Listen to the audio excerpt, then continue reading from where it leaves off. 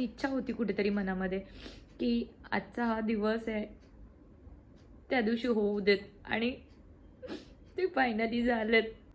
Thank you मम्मा. आजच्या दिवशी माझे 100 सबस्क्रायबर होणं ही माझ्यासाठी खूप मोठी अचीवमेंट आहे.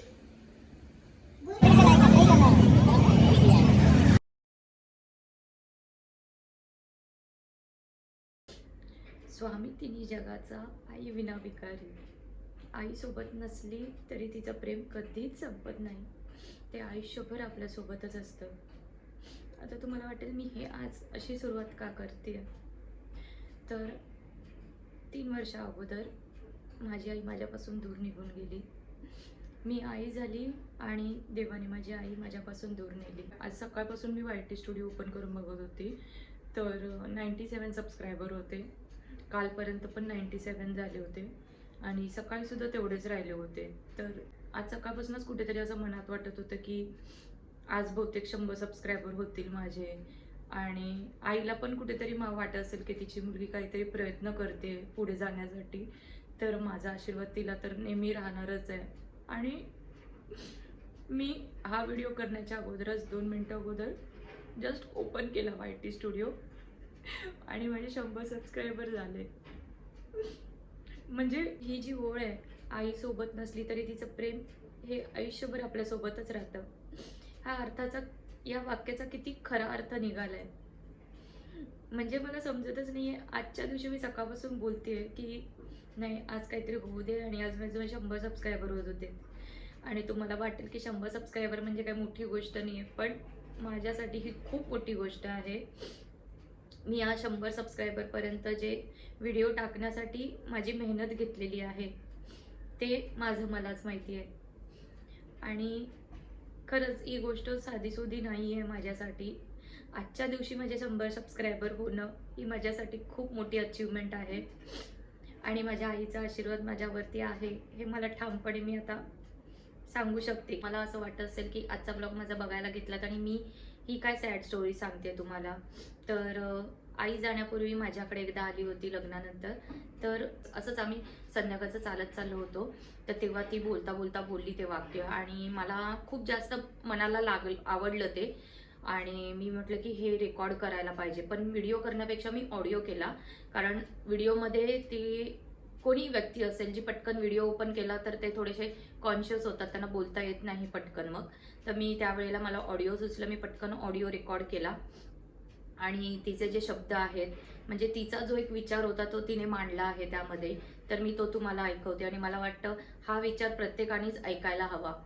आणि खरंच असं वाटतं की तो ऑडिओ मी रेकॉर्ड करून खूप चांगली गोष्ट केली. कारण आपल्या जवळची व्यक्ती दूर गेल्यानंतर आपल्याला कधीतरी असं वाटतं की तिचा आवाज आपल्याला ऐकायला तरी यावा. तर हा काय बोललीस आता? जो आहे, आईच्या पुस्तकामध्ये आहे ग, काय?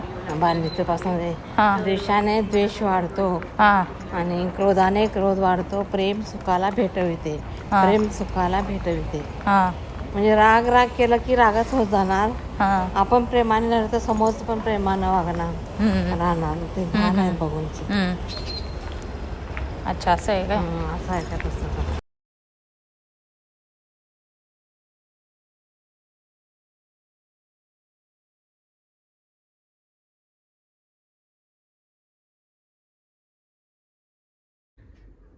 तर आता तुम्ही जे ऐकलात ते माझ्या आईचे विचार होते. आणि ती खूप निर्मळ मनाची होती.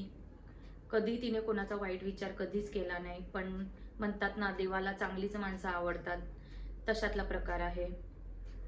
माझ्या आईने खूप कष्टाने आम्हाला वाढवलं. ऑफकोर्स सगळ्यांचे आई वडील हे खूप कष्टाने आपल्याला मोठं करतात.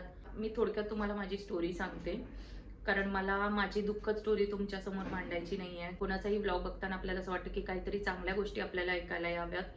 तर मी तुम्हाला थोडक्यात माझी स्टोरी सांगते. माझे वडील मी लहान असताना 3.5 वर्षाची असताना वारले. त्यानंतर माझ्या आईने आणि मामाने मला आणि माझ्या मोठ्या बहिणीला स्वतःच्या पायावरती उभं केलं. म्हणजे आम्ही ग्रॅज्युएशनपर्यंत चांगल्या टक्केवारीने आम्ही पास झालेलो आहोत. तिने पोस्ट ग्रॅज्युएशनसुद्धा केलेलं आहे. तिने खूप कष्टाने आमचं छान संगोपन केलं, कुठल्याही गोष्टीची कमी भासू दिली नाही कधीच. आणि ती फक्त जेमतेम 27 वर्षाची होती जेव्हा माझे वडील वारले. तर तुम्ही विचार करू शकता तिचा प्रवास हा किती खडतर होता. असो, प्रत्येकाच्या आयुष्यामध्ये सुखादुःखाचे डोंगर येतच असतात आणि सुखापेक्षा दुःखाचा डोंगर हा मोठा असतो, कारण त्याशिवाय सुखाचे जे अनुभव असतात ते आपल्याला तो अनुभव घेता येत नाही, तो आनंद घेता येत नाही सुखाचा. तर प्रत्येकाच्या आयुष्यात सुख दुःख हे फार असतं. असं म्हणणार नाही की माझ्याच आयुष्यात हे सुख दुःख आलेलं आहे. माझ्यापेक्षाही वेगळे लोक जे असतील त्यांच्या आयुष्यामध्ये पण असे खूप मोठे दुःखाचे डोंगर येऊन गेलेले असणारच आहेत, पण त्यातूनच आपल्याला उभं राहण्याची शक्ती मिळते, त्यातूनच आपण पुढे चालत राहतो. निसर्गाचा नियमच आहे पुढे चालत राहणं. तर पुन्हा एकदा मी तुम्हाला तेच वाक्य बोलून दाखवते, आईचं प्रेम कधीच संपत नाही, ते आयुष्यभर आपल्यासोबत नेहमी राहतं. आणि कोणाच्याही आयुष्यात कोणी नसेल तर कधीच समजू नका ते आपल्या आयुष्यातून निघून गेलेले आहेत. त्यांचं प्रेम हे आपल्यावर कायम राहतं. असं म्हणतात की त्यांची जी एक आत्मा असते ती आपल्या भोवताली असते नेहमी सदैव. आपल्याला ते नेहमी बघत असतात, आपण कसे आहोत, काय करतो आहोत, ती आपल्यावरती त्यांची प्रेमाची छाया आपल्यावरती सदैव असते. तर आजच्या देवशयनी आषाढी एकादशीच्या तुम्हा सर्वांना खूप खूप शुभेच्छा. जय जय विठ्ठल, जय हरी विठ्ठल. पंढरीच्या विठुरायाची कृपा सदैव सगळ्यांवरती राहो. तुमच्या सर्व मनोकामना पंढरीचा विठुराया पूर्ण करोत, हीच त्याच्या चरणी प्रार्थना. तर दर शनिवारी कृष्णराजच्या बाबांना सुट्टी असते, तर तो घरी होता म्हणून बरं झालं. आम्ही दोघंही कृष्णराजच्या शाळेमध्ये गेलो होतो, कारण कृष्णराजच्या शाळेत आज पॅरेंट्स टीचर मीटिंग होती. तर आम्ही आलो आहोत. सकाळी सकाळी लवकर उठून आम्हाला यावं लागलं कृष्णराजला घेऊन, आणि त्याचा प्रोग्रेस कार्ड मिळालेला आहे. छान वाटलं ऐकून. मुलगा खूप जास्त आता त्याच्यामध्ये प्रोग्रेस दिसते आम्हाला शाळेत टाकल्यापासून. गाडी चालवतो.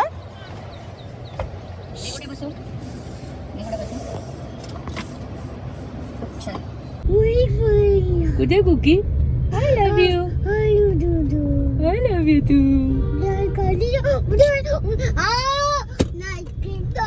सकाळी लवकर पॅरेंट्स टीचर मीटिंग असल्यामुळे आमचा आज नाश्ता राहून गेला. तर ते मीटिंग झाल्यानंतर आम्ही मग इथे नाश्ता करण्यासाठी आलो होतो.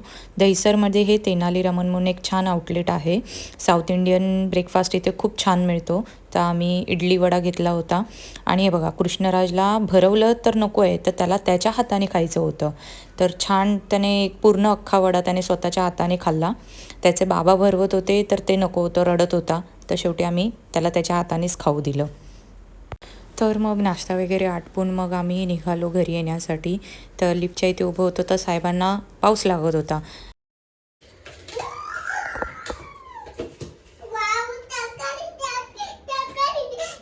लहानपण देगा देवा.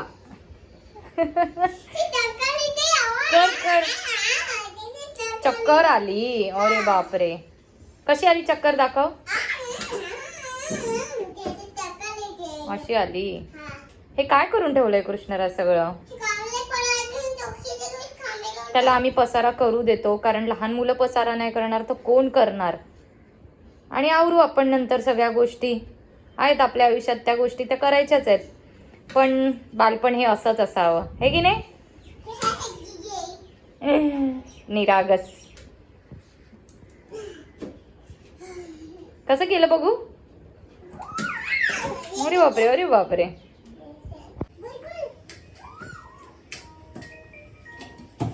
तर संध्याकाळी आम्ही स्टेशनला जायला निघालो. काही भाज्या वगैरे खरेदी करायच्या होत्या आठवड्याभराच्यासाठी. तर हे हरिरामा हरे कृष्णा मंदिर आहे आमच्या इथे. तर इथे मी कधी गेली तर तुम्हाला प्रॉपर व्लॉग बनवून दाखवेन.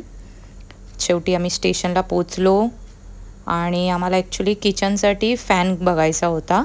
तर ते पण काम होतं आमचं स्टेशनला, तर त्यासाठी एका दुकानामध्ये बघितलं, पण छोटे फॅन अवेलेबल नव्हते तेव्हाच्या तेव्हा. तर आम्ही दुसऱ्या दुकानामध्ये गेलो तर तिथेही तोच प्रॉब्लेम. त्यांच्याकडे तेव्हाच्या तेव्हा ते छोटे मिनी फॅन नव्हते अवेलेबल. तर आम्हाला त्यांनी सांगितलं उद्या दुपारी 12 वाजेपर्यंत तुम्हाला घरी डिलिव्हर करून देऊ आम्ही फॅन. तर आम्ही पुढे भाजी घेण्यासाठी मग बाजारामध्ये गेलो. तर मी काही भाज्या घेतल्या आठवड्याभरासाठी.